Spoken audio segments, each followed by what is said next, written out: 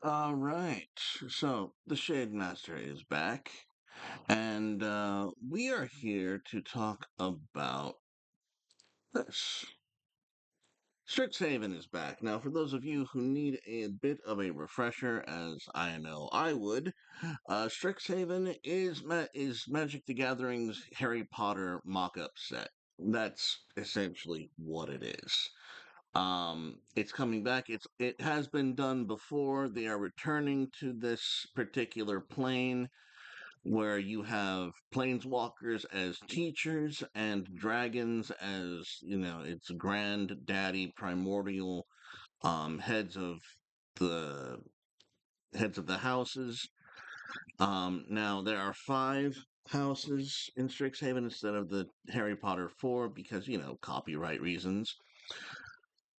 But in Strixhaven, this new set, uh, there is a new mechanic called preparation, keyword action prepare, and this is actually pretty cool. So most cards come in with an extra spell. So what you would do is you would play this Emeritus of Ideation, and he would have a spell attached to him. And that spell in this card is called Ancestral Recall for 1 blue.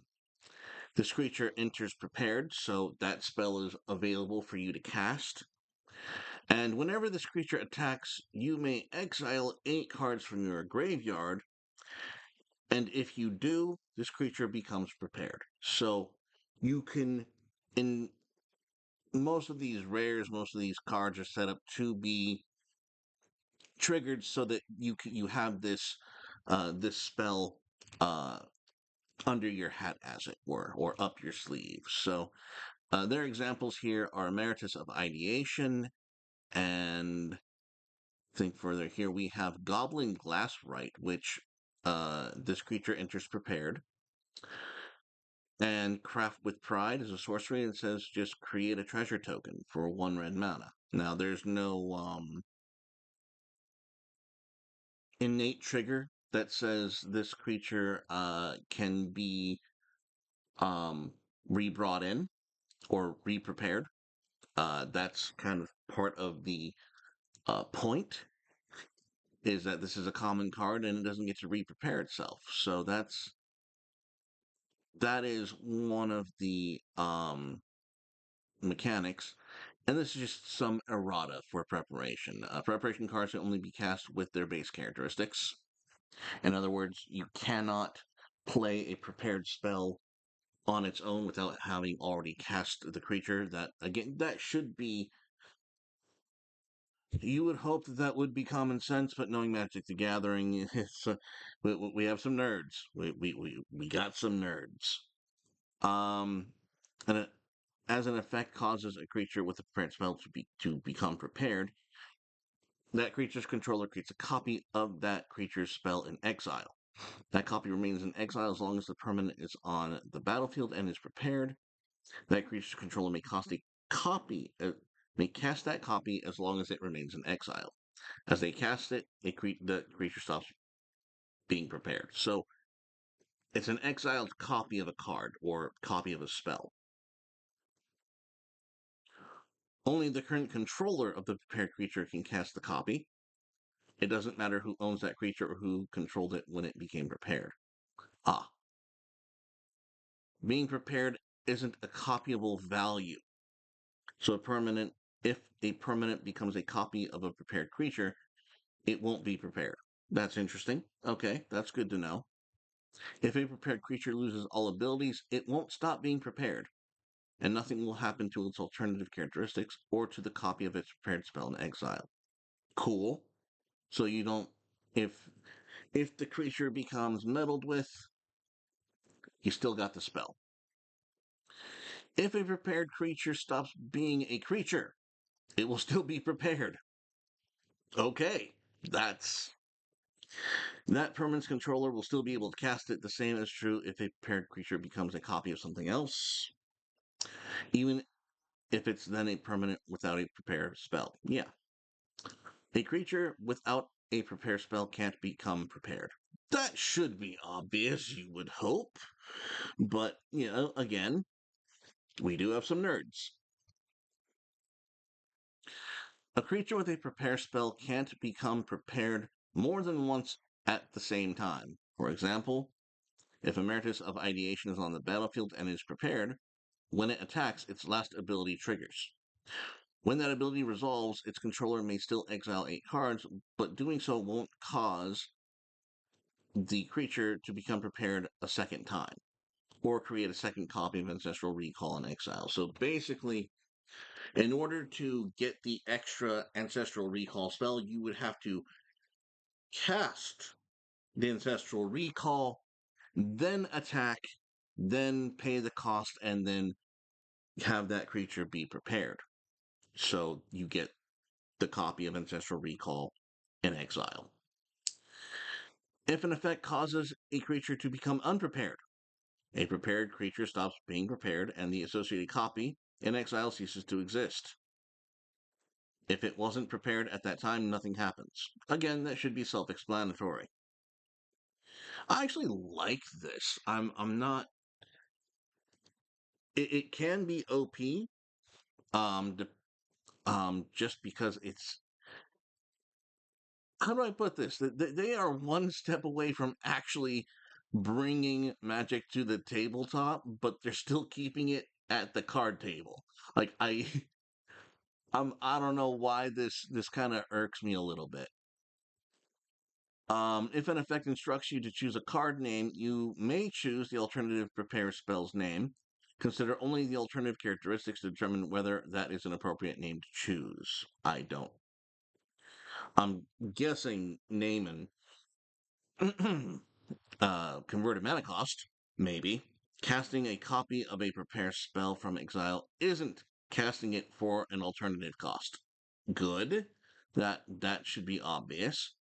Creating a copy of a creature's prepare spell in exile ignores copy exceptions applied to that creature that would affect the copyable values of that spell.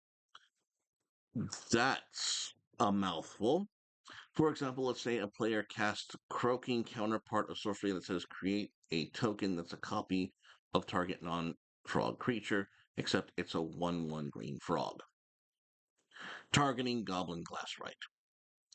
The copy of Goblin Glasswrite will enter prepared as a 1/1 green frog creature, but the copy of Craft with Pride in Exile will still be a red sorcery. Okay, all right, that makes sense. The copy of Craft with Pride won't be green, a creature, or a frog, and it won't have powered upness. Okay, that makes sense. If a prepare spell with one or more targets has no legal targets, when it tries to resolve, it won't resolve. No, that's basic standard Magic the Gathering. Increment. I I'm scared. Let's read this together. Cuboid Colony, Flash, Flying, Trample. I didn't know there was more than one, so this video is going to be longer. I would have gone through that one a lot faster if I had known there was more than one. But here we are. We have a blue-green insect creature that has Flash, Flying, and Trample. And it's a 1/1. So increment reads that whenever you cast a spell, if the amount of mana you spent is greater than this creature's power of toughness, put a 1/1 counter on this creature. Okay. Huh. So does this creature automatically give itself a 1/1 counter? I guess we'll find out. The increment ability resolves before the spell that caused it to trigger. It resolves even if that spell is countered or otherwise leaves the stack. Hang on. Whenever you cast a spell, if the amount of mana you spent is greater than this creature's power or toughness. Or toughness. Okay. Power or toughness. You can put a 1/1 counter on this creature. That's that's nuts. Oh, that is nuts. Whenever you cast a spell, check the amount of mana you spent to cast it against the power and toughness of that creature with increment. If the amount of mana you spent isn't greater than either of those stats, the increment won't trigger at all. If increment triggers, the comparison will happen again when the ability tries to resolve. If the amount of mana spent to cast that spell isn't greater than either of the creature's stats anymore, the ability will do nothing. When comparing mana spent to creature stats as the increment ability resolves, it's possible that the stat is less than the mana spent changes from power to toughness, or vice versa. Interesting.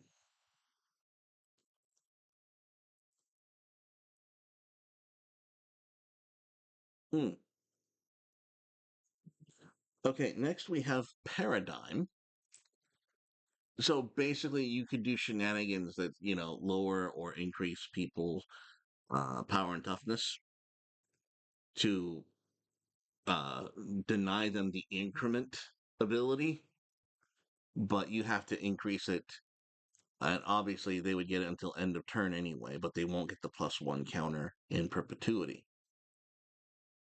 Now, some extraordinary spells crafted by Strixhaven students and professors can have long-lasting effects. The Paradigm ability causes these incredible effects to repeat turn after turn for the rest of the game.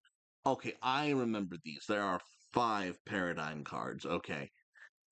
So, target player draws 2 cards and loses 2 life. Paradigm. Then you exile the spell. After you first resolve a spell with this name, you may cast a copy of it from exile without paying its mana cost at the beginning of each of your first main phases.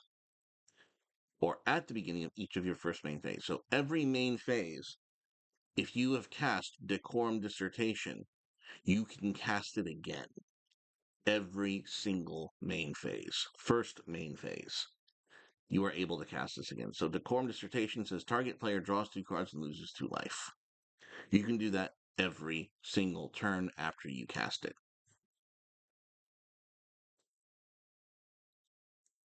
Infusion. No, we're not going to go through all the errata on that one.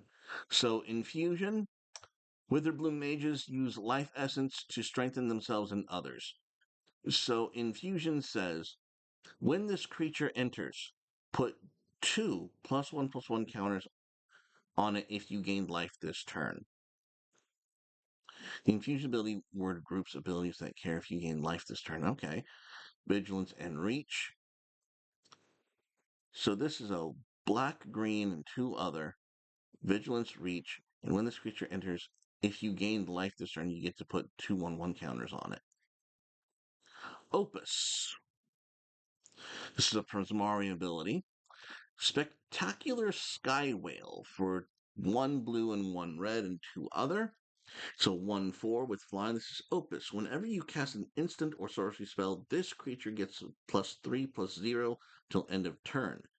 If 5 or more mana was spent to cast that spell, put 3 +1/+1 counters on this creature instead. Okay. So a all right. So if 5 or more mana was spent, you get a different, more permanent ability. Got it. So whenever you cast an instant or sorcery spell, you could give it +3/+0 per spell. Or if you paid a whopper of a spell with 5 or more mana, it gets 3 permanent +1/+1 counters. Pretty cool. Okay, so repartee, however you pronounce that nonsense. So this is a creature, a dwarf cleric. It has menace, and it has repartee. Whenever you cast an instant or sorcery spell that targets a creature, put a 1/1 counter on this creature. When this creature dies, if it had counters on it, put those counters on up to 1 target creature. You just saw a notification on my phone for Spoon. Go check him out.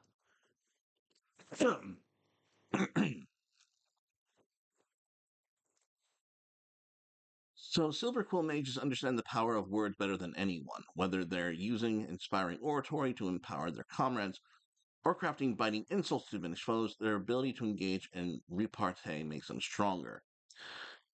The ability word groups abilities that trigger whenever you cast an instant or sorcery that targets a creature. Okay. So instant or sorcery that targets a creature. Okay, so now they have flashback. If everyone remembers flashback, it was being able to cast from the graveyard after the initial cast. And then after you cast it using flashback, it is then exiled. Converge is another one. This is Selesnya.